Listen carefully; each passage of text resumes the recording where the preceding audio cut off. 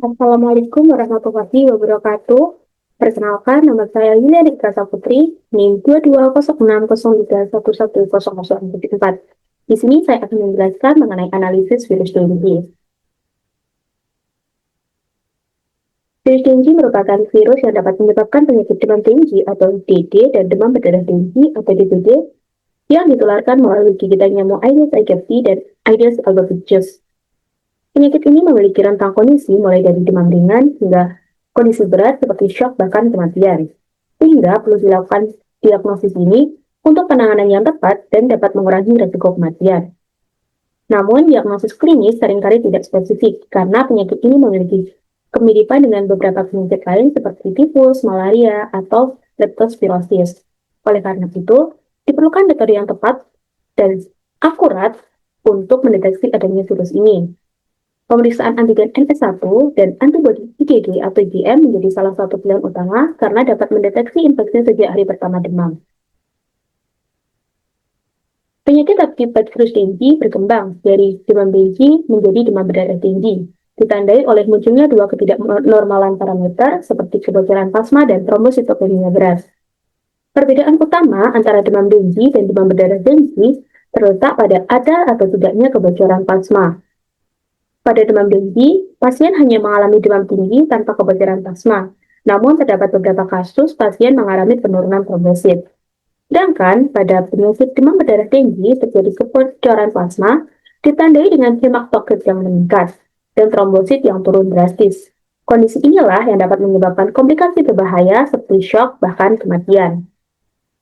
Terdapat beberapa gejala dan tanda fisik pada penderita demam dengue dan demam berdarah dengue. Yang pertama yaitu demam tinggi, yang kedua sakit kepala berat, yang ketiga nyeri otot, sendi dan tulang, yang keempat nyeri belakang mata, yang kelima mual dan muntah, yang keenam ruam kulit, dan yang terakhir yaitu pembengkakan kelenjar getah bening. Terdapat dua ketidaknormalan parameter yang membedakan antara penderita demam tinggi dan demam berdarah dengue. Pada penderita DBD, pasien akan mengalami yang pertama yaitu trombositopenia berat. Trombositopenia merupakan penurunan jumlah trombosit di bawah 150.000 per pikoliter. Terdapat beberapa kasus berat di mana trombosit bisa turun drastis di bawah 100.000 per pikoliter. Yang selanjutnya yaitu hemokonsentrasi. Hemokonsentrasi merupakan peningkatan hematokrit di atas 20% dari nilai normal atau baseline pasien. Hal ini menunjukkan adanya kebocoran plasma di pembuluh darah. Metode yang digunakan pada analisa ini yaitu metode imunokromatografi, di mana metode ini bekerja dengan prinsip deteksi antigen atau antibodi dengue melalui pembentukan garis merah di area kontrol dan tes setelah inkubasi selama 15-20 menit.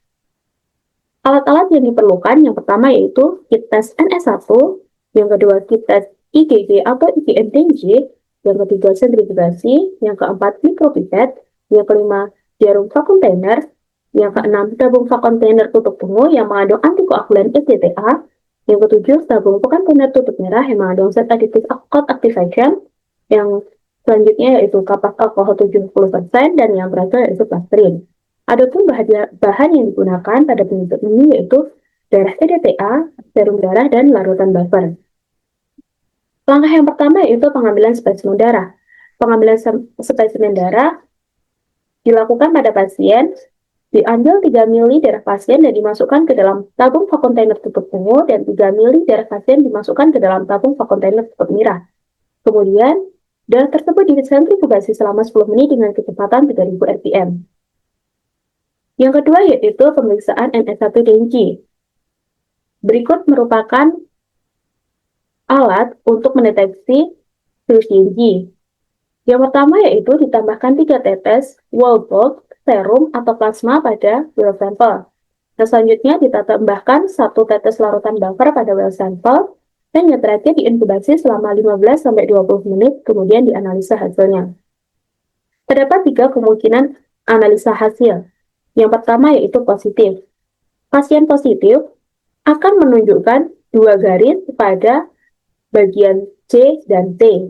Kemudian pasien negatif akan muncul 1 garis pada bagian C, dan apabila dari hasil tersebut terdapat 1 garis pada bagian T, artinya data tersebut invalid. Selanjutnya yaitu pemeriksaan IgG atau IgM Dengue. Hal ini tidak jauh berbeda dengan pemeriksaan menggunakan NS1. Yang pertama, ditambahkan 10 mV dan serum atau plasma sebanyak 5 pikoliter pada well sampel. Kemudian ditambahkan 4 tetes buffer, lalu diinkubasi selama 15-20 menit. Kemudian dilakukan penganalisaan hasil. Terdapat beberapa kemungkinan hasil analisa dari IgG atau IgM Dengue. Yang pertama, pasien positif IgM ditandai dengan adanya dua garis di bagian C dan IgM. Yang kedua, pasien IgM dan IgG positif ditandai dengan munculnya 3 garis. Selanjutnya, pasien IgG positif, maka terdapat 2 garis di bagian C dan IgG. Apabila pasien negatif, maka terdapat 1 garis di bagian kontrol. Terdapat kemungkinan data invalid yaitu tidak terdapat garis pada bagian kontrol. Metode imunokromatografi yang digunakan dalam penelitian ini merupakan tes cepat atau rapid test berbasis Castle untuk mendeteksi antigen NS1 dan antibodi IgG atau IgM Dengue. Prinsip kerjanya adalah imunografi lateral flow, di mana sampel darah, serum atau plasma ditempatkan pada well sampel, kemudian akan bergerak secara kapiler sepanjang membran yang telah dilapisi dengan antibodi spesifik. Pada pemeriksaan NS1, deteksi dilakukan terhadap antigen non-struktural NS1 virus dengue yang umumnya muncul pada fase awal infeksi pada 1-5 hari setelah demam. Sementara, untuk pemeriksaan IgG atau IgM, deteksi ditunjukkan terhadap antibodi imunoglobulin G dan M yang diproduksi tubuh sebagai respon terhadap infeksi virus dengue. IgM biasanya terdeteksi pada fase akut, sedangkan IgG lebih dominan pada infeksi sekunder atau pada fase penyembuhan. Berdasarkan hasil analisa terhadap 40 pasien pada NS1 yang dilakukan pada deteksi virus di awal sakit, terdapat 20% pasien positif. Hasil ini tidak bisa memprediksi keparahan trombosit. Yang kedua yaitu tes IgM yang dilakukan pada deteksi infeksi akut dengan adanya 52,5% pasien positif. Pada tes ini juga tidak ada keterikatan dengan kondisi trombosit. Dan yang terakhir merupakan tes IgG, di mana terdapat 45% pasien positif, yang ini merupakan pasien yang mengalami infeksi berulang atau pada masa penyembuhan.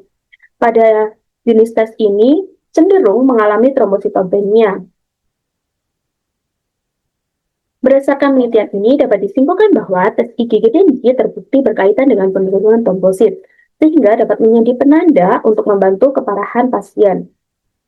NS1 dan IgM berguna untuk diagnosis, namun IgG lebih relevan untuk menilai resiko trombositopenia pada pasien.